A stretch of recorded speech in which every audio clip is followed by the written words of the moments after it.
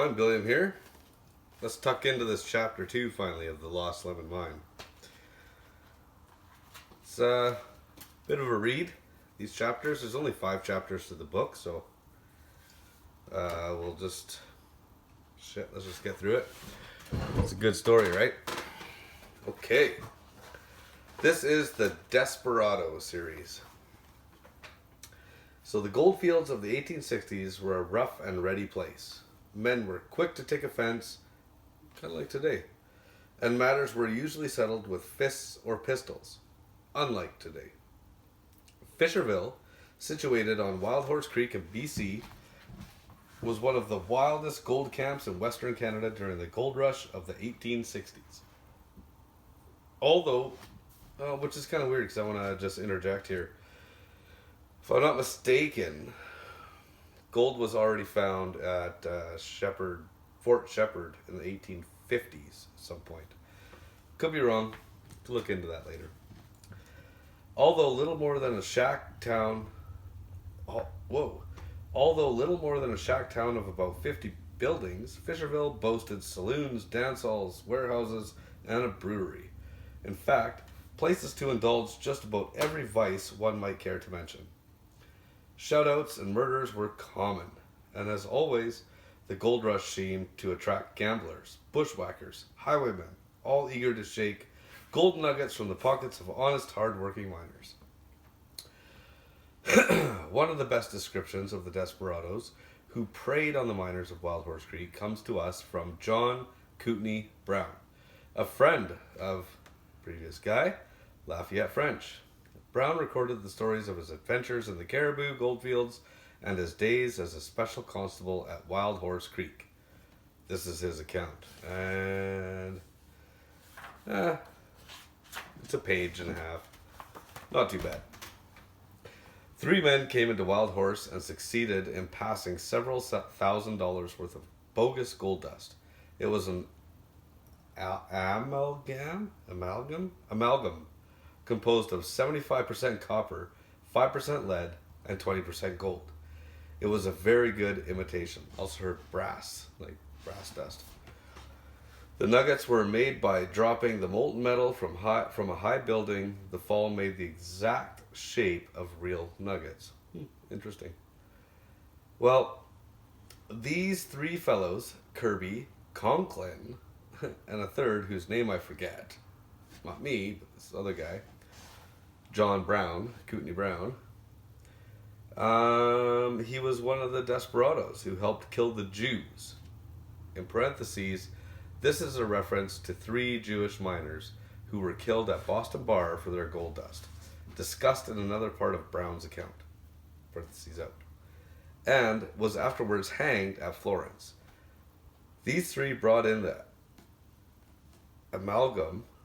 I'm never going to get that word, am I? Jesus. Okay, so these three brought in the amalgam, bought goods, and paid for them with it. They were pointed out to me at once, and I marked them as suspicious-looking characters. When it was discovered that a lot of bogus nuggets were circulating at the creek, I went to arrest the 3 strangers. They were living in a one-roomed cabin, and I knocked on the door.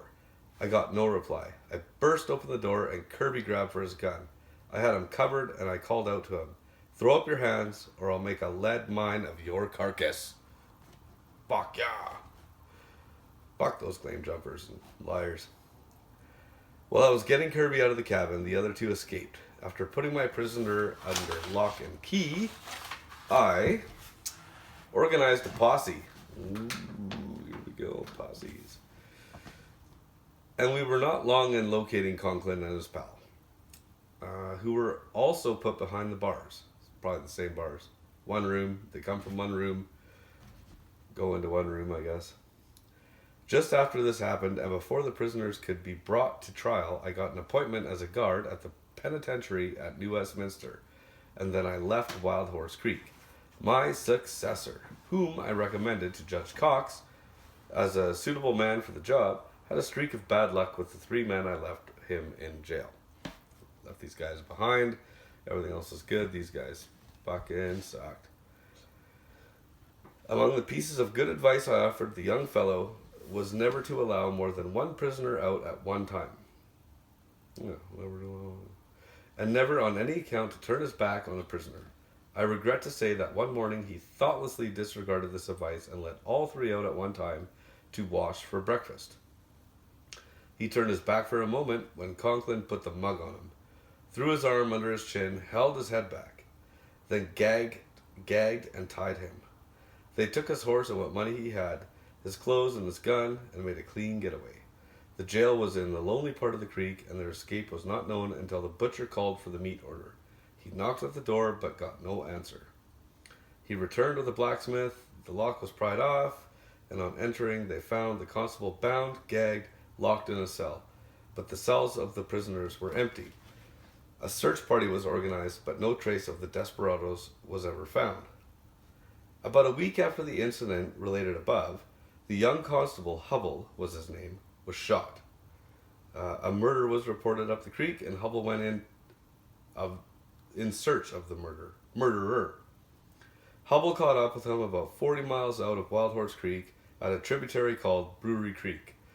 This fellow saw the constable pursuing him and jumped behind a tree. Hubble was green at the business, and instead of ordering the villain out or getting help, he advanced single-handedly. The outlaw shot Hubble in the middle of the forehead, then he grabbed the dead man's horse, dashed off and down the trail.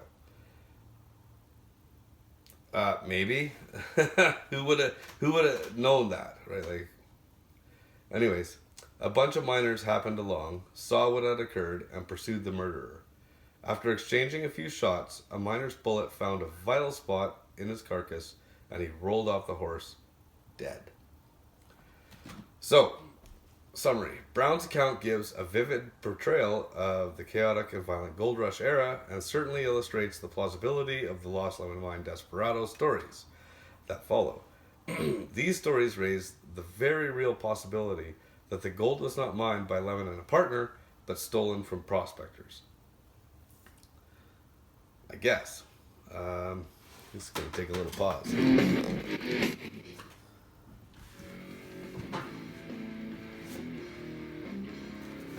Everyone. Just had to take a little break. So here we go. Okay. This is the Neil Nicholson papers. Another desperado story. So, the first of the desperado stories concerning the Lost Lemon Mine comes from the Neil Nicholson collection, which is housed at the Glenbow Archives in Calgary. Born in Belfast, Prince Edward Island, in 1881, Nicholson joined the NW Northwest Mounted Police in 1900. What? So he joined them. Oh, never mind. I was going to say when he was 9 years old. Jesus. Anyhow, he was 21. But Nicholson managed to join up early, even though he was only, 21 years of age. In May 1900, Nicholson was sent to Fort Macleod. Then later that same year, he was transferred to the Porcupine Hills Detachment. As he patrolled the area from Fort Macleod to the Crow's Pass, he heard stories about the Lost Lemon Mine from a lot of the old-timers. And in 1905, after his term with the Northwest Mounted Police was up, Nicholson turned to cattle ranching. He later served with the distinction during the First World War and was awarded the Military Medal for bravery in the field at Vimy Ridge. Vimy Ridge, yeah, cool. After the war, Nicholson returned to ranching, remaining in the Porcupine Hills until moving to Cowley, Alberta in 1947, and in Calgary in 1952, so he moved a little bit. Nicholson remained a bachelor until the age of 92 when he married Winnie. Winnie, wait a minute, is that right? 81? Oh yeah, so, crazy. So Winnie, if you're all old enough, her character, or her life was a character was based on her life in The Wonder Years. Wow, okay, so and the first, yeah, okay, so they first started writing and recording accounts of her life in 1981. That's crazy. So she was already so old. But anyways, it's not true. But he did marry a woman named Winnie. And then he passed away at Beauview Nursing Home on July 22nd, 1981, at the age of 100 years old. Nicholson wrote the following account for the Glenbow Archives in November of 1961. Although he makes no mention of the year in which the incidents he relates occurred, it is likely that they took place between 1864, when the gold was discovered in Wild Horse Creek, and 1873, when the Northwest Mounted Police established their barracks at Fort Macleod. While this fascinating account is by no means as well known as Dan Riley's, which was in the first bit, it may hold some clues to the location of the Lost Lemon Mine. So let's see what this guy has to say. This desperado of 100 years old who married the lady from the Wonder Years. For the past more than 60 years, I have been hearing and reading stories about the Lost Lemon Mine. The original story put the location of the mine in the Kootenay district of BC, but the later ones say that the mine was located in the mountains and the head of the Highwood River. Whether or not the mine ever existed will likely never be proved, but there is one thing of which we may be 99% sure, and that is it is not located in the Highwood area.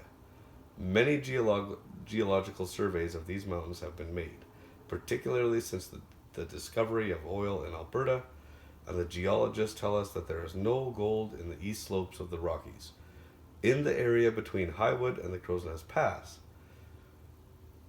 In addition to this, the country had been prospected for the past nearly 100 years, and although I have lived in and covered much of the area involved, I have never heard of the slightest trace of gold ever being found in this territory.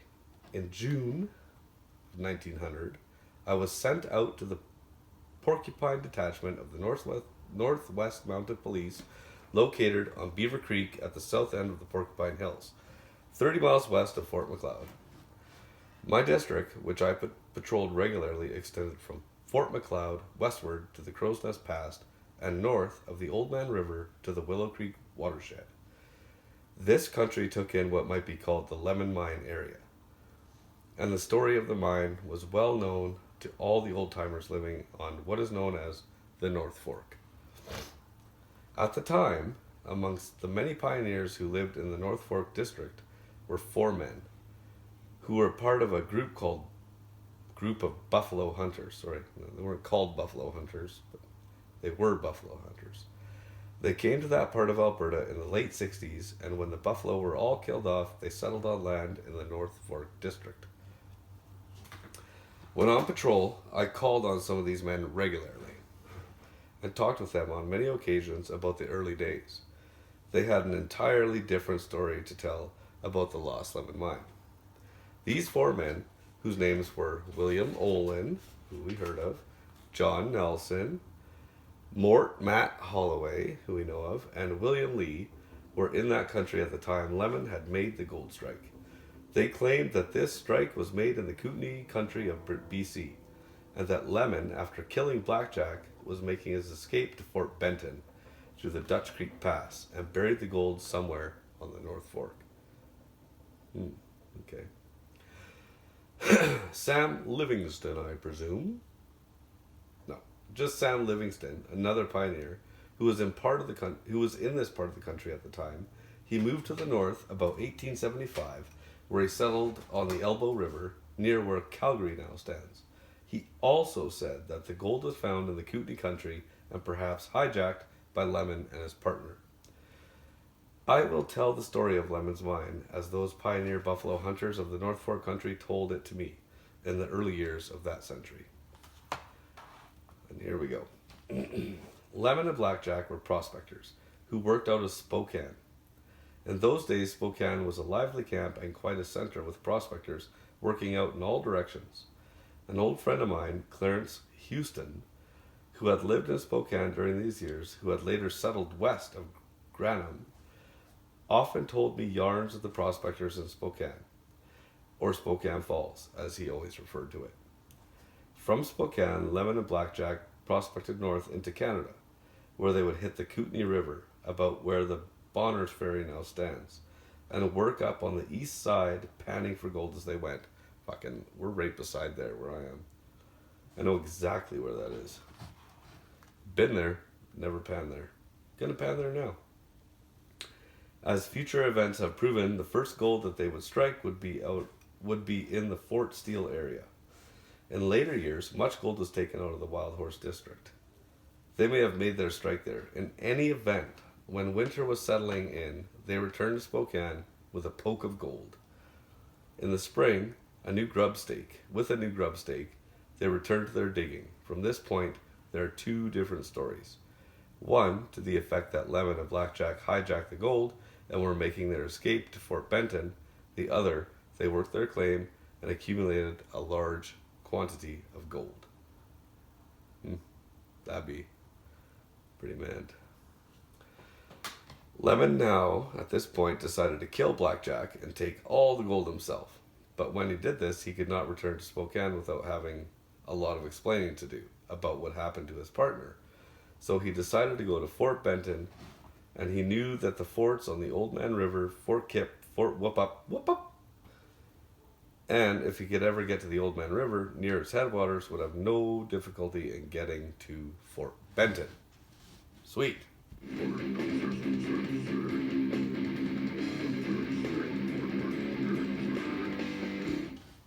He was obviously listening to 6 Feet Under on his way up after he just murdered the shit out of his partner. And so here is where Chief Bearpaw came into the picture.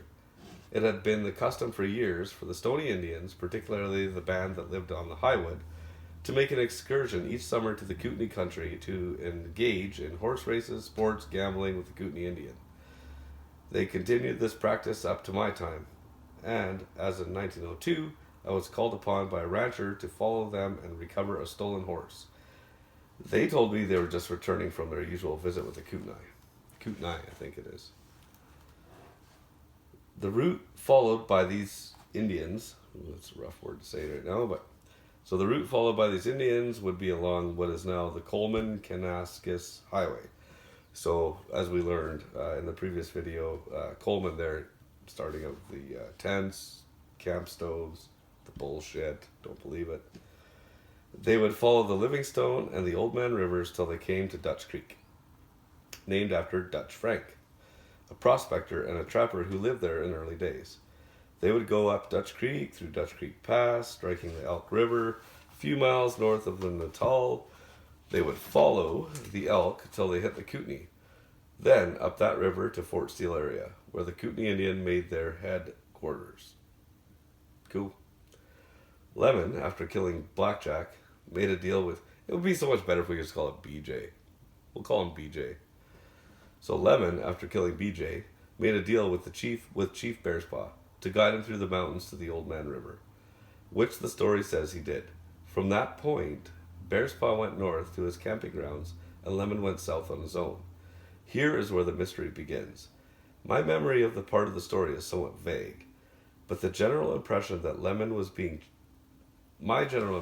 was that Lemon was being chased, and to make his escape, he buried the gold somewhere between Dutch Creek and the Gap, or even below the Gap. Who was chasing Lemon is not clear. Perhaps this is where the hijacking story could fit in. There must have been very sound grounds for the assumption that he buried his gold in this area, because in later years, even up to the 90s, each summer, John Nelson and Mort Matt Holloway would saddle up their ponies and pack an outfit, and they would go through the Gap looking not for the Lemon mine, but rather in search of the spot where Lemon maybe hid his gold. It does not seem logical that these pioneers would do this year after year if they did not have some very good grounds to think that the gold was there. Even myself, when I was road foreman, putting on a new road in through the Gap 40 years ago, I had in the back of my mind the thought that we might run our grader into the Lemon Gold Cache. And that was Neil Nicholson. This next Desperado story, I think it's the last one. No,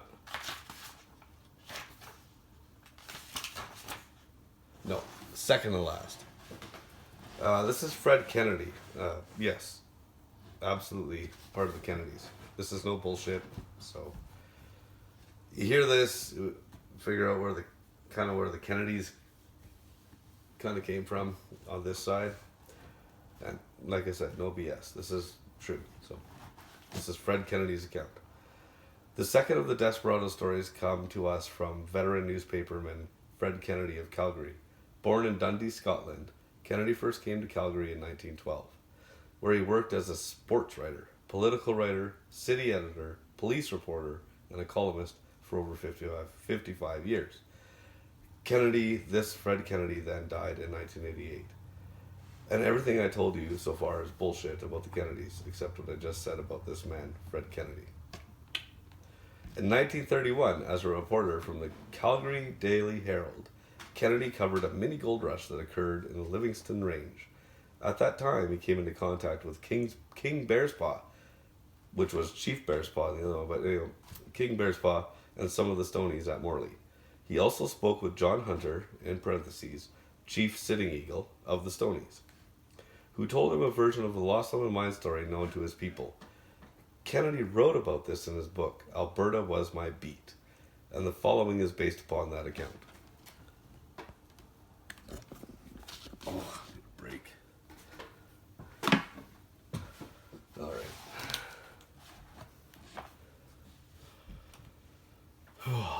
So, in the winter of 1870,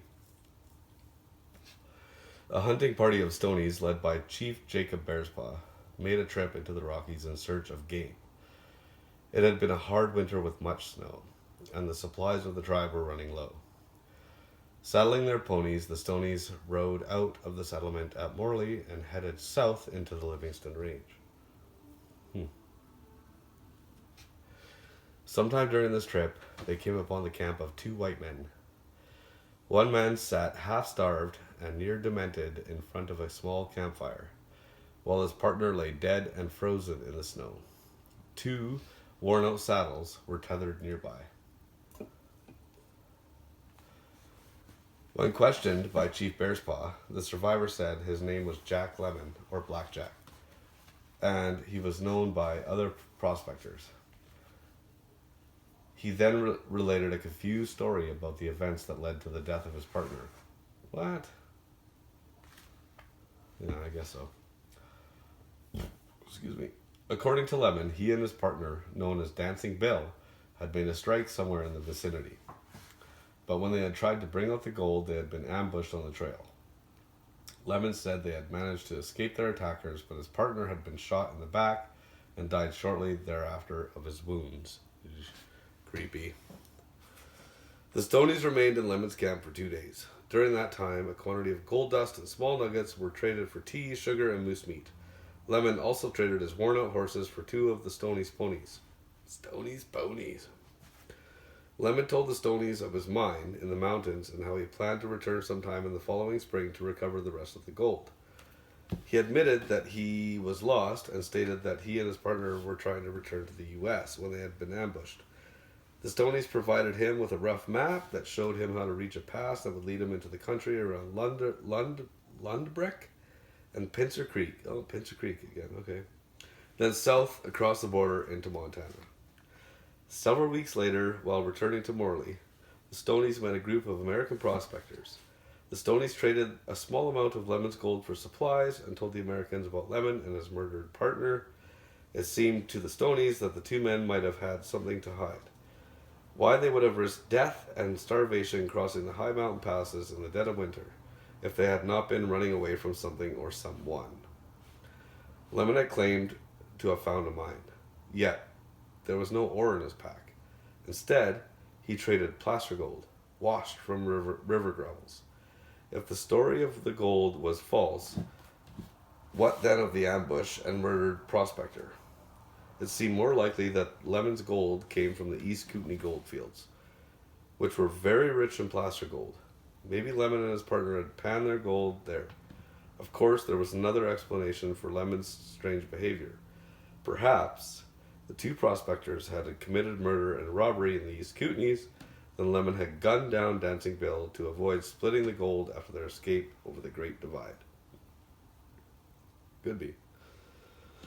Chief Bearspaw seems certain that Lemon and his partner had entered the Rockies from BC. When his camp was discovered by the Stonies, Lemon had no idea where he was. If Lemon had entered the mountains from the east, he would certainly have marked his trail for the return trip. Given the fact that Bearspaw knew of no creeks east of the Great Divide that contained gold nuggets, it seemed only reasonable to conclude that Lemon had obtained his gold in BC, possibly by panning or more likely by murder. According to Kennedy, there were many other versions of the Lost Lemon Mine story in circulation in the Pincer Creek area during the 1930s. Most of them seem to suggest that Lemon hijacked the gold from BC goldfields and then shot his partner in the back. Kennedy certainly reached his own conclusion with regard to Chief Sitting Eagle's account of the Lost Lemon Mine. And then there's a little excerpt here. I am also convinced that this gold was stolen from BC.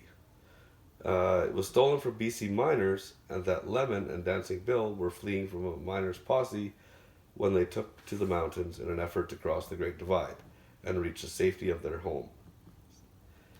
Their home being in the state of Montana. That's kind of a weird sentence. Whatever.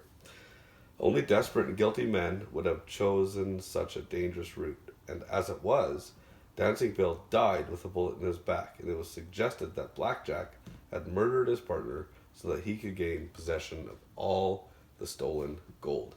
Fucking claim jumpers. Fuckers.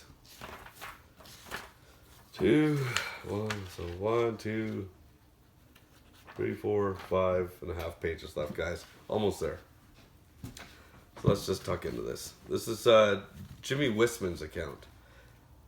Jimmy Wisman, this is quite new, this account. He's a comedian, stand-up comedian. He does podcasts like Small Town Murder, Crime and Sports. Jimmy White. His name is Jimmy White. The third and the last of the Desperado stories concerning the Lost Lemon Mine come to us from Jimmy White, an old prospector who lived in the East Kootenay region at Fort Steele. What makes this account unique is that Jimmy White was the only person to speak about the Lost Lemon Mine from first-hand experience. He claimed to have met the mysterious Lemon in Fort Steele in the mid-1880s. White's life is as mysterious as the lives of Lemon and Blackjack. Perhaps that's not surprising, since both White and Lemon were miners and prospectors, not given to volunteering many details about their personal lives or travels. What little information we have about White comes from Art and Bob Canton, a father and son from Calgary, who spent many years researching the mystery of the Lost Lemon Mine. Ugh.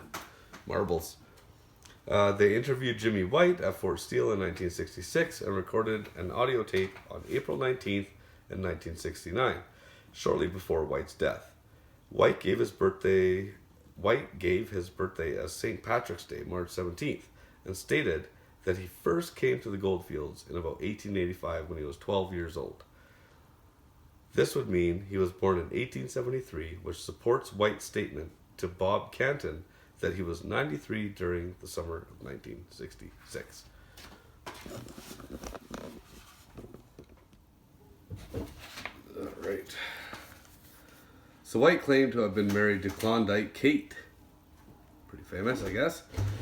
Sometime during the Klondike Gold Rush in the late 1890s.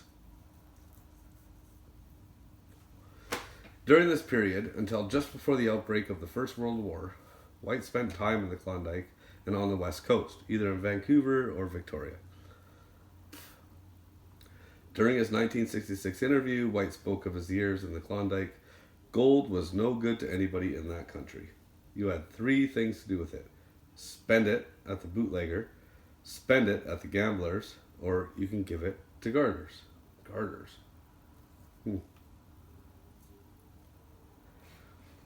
There's little information available on White in the archives at Fort Steele. However, it seems likely that Jimmy White was not, in fact, his legal name. His file states that he came to the Fort Steele area just prior to the outbreak of the First World War. It appeared that he may have added 10 years to his actual age to avoid being drafted into the army and to avoid being accused of cowardice. He maintained this fiction with all but his closest friends until the time of his death in 1969. Until the time of his death. Jeez. In the 1969 audio tape, White is heard telling several unidentified tourists that his age is 103 years old. So old.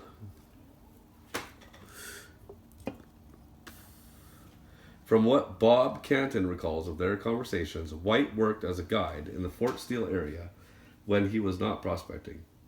He claimed to have acted as a guide to German counselor Paul van Hindenburg, parentheses, who wasn't actually chancellor but would have become the second president of Germany, end parentheses. When he visited BC sometime before the outbreak of the First World War, White continued to mine in the Fort Steele area throughout his life and was still working on several claims in 1966. So, just kept going. Right on. Good for him. Information obtained from the 1969 audio tape states that White died on July 10th, 1969. So he did die in 69. Excuse me. What a weird sentence that was. Yeah, anyways. I think there was a period misplaced. He was cremated and his ashes were scattered near the Canal Flats on the Wild Horse Creek. No other details were available on the life of White. The following account is based on notes from the 1966 interview. White claims to have first gone to the gold fields at Fort Steele when he was 12 or 13, around 1885. There he met Lemon, or Bill Lemon, as White called him. White described Lemon as a stocky character, about 5'9" or 10 inches tall. Lemon was an unfriendly character given to solitary drinking or buying Dick Smiths, as White and the old miners called it. Lemon seemed to have been around town from time to time, for Jimmy remembered seeing him 3 or 4 times during his years at Fort Steele. White remembered that Lemon once came into Fort Steele with a bullet wound in his leg and reported it to the Northwest Mounted Police. This would have occurred in 1887 or 1888, as those were the only years that the NWMP maintained a detachment at Fort Steele. Lemon told the NWMP that Indians had shot his partner Blackjack, which White recalled as being the nickname of a man named McGowan. Lemon was patched up, and when he was able to walk and ride, he left the area and returned to Montana. It seemed, however, that Blackjack was not dead. He thought he had killed Lemon and hightailed it back to the U.S. He ended up in a pest house, a sanitarium, in San Francisco, likely suffering from smallpox, and was cared for by a man called McIver. During his stay in San Francisco, Blackjack showed McIver a map that he had drawn. With the map as his guide, McIver journeyed north to the Fort Steele area. McIver was working on Finlay Creek when White first met him and saw the map supposedly drawn by Blackjack. White recalled that it was written on an old, very soft paper bag. It had been rolled up several times, so hard to read. Bill Essay, a surveyor friend of White, helped McIver pinpoint the location indicated on the map. What follows is not recorded in Bob Canton's original notes, but is based on his recollection of the conversation with Jimmy White in 1966.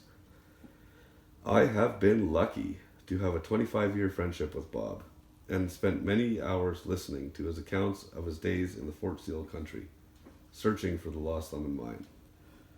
Bob was a personal friend of Jimmy White and was one of the few people to whom Jimmy ever told a story. According to White, McIver's map showed the location of the cabin used by Blackjack and Lemon. Blackjack had told McIver that there was gold buried in a hole in the floor of the shack. White was very adamant in stating that there was never a mine. According to him, Lemon and Blackjack were just bandits and bushwhackers and had stolen the gold from miners on the trail. Probably makes more sense. White said there was a foundation, that the foundation logs of Lemon's cabin were still there, but that the area was overgrown and it would be difficult to find. White did not know if any gold was still buried there, but he figured not. If there had been, it had been dug up a long time ago. White did not think much of Lemon, whom he called an asshole and a bullshit artist. In his interview, he notes, Bob Canton recorded that when White last saw him, Bill Lemon was leading a party of 5 and heading into the Bull River country, south of Fort Steele. White remembered that Lemon's traveling companions became suspicious and seemed to think that Lemon was jacking them around. Although it is not stated in the interview notes, presumably Lemon had promised to lead the men to promising gold claims. Right on.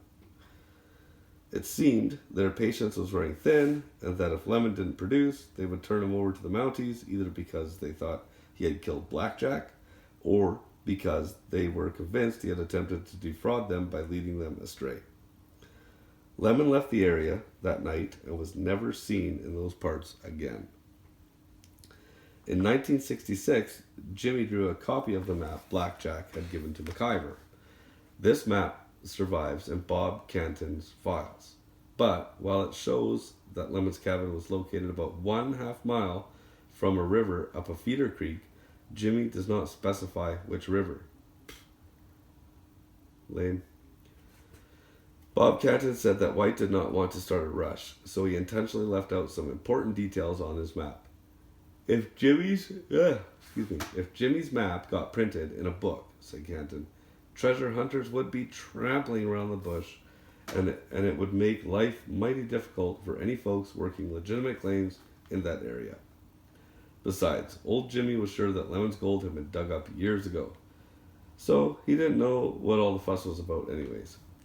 However, Bob Canton remembers that White said Lemon's cabin was within 15 miles of Fort Steele. The area had been burnt over when a forest fire passed through the region. The cabin was destroyed, but according to White, the foundation logs were still there in 1966. Perhaps White did not want to spoil the mystery and wanted folks to figure out the hiding place of Lemon's gold for themselves. White had seen the gold rush to Wild Horse Creek and the stampede to the Klondike. He had seen men die from the cold and heartache. And the other thing White knew about the gold was that finding it was never fucking easy. You can't find it. It's nowhere. It doesn't exist. Gold is fake. There's no such thing. And that's the end of chapter 2. We did it, guys. We got through that chapter. So at this point, I think I'm just going to sign off. And see you next time.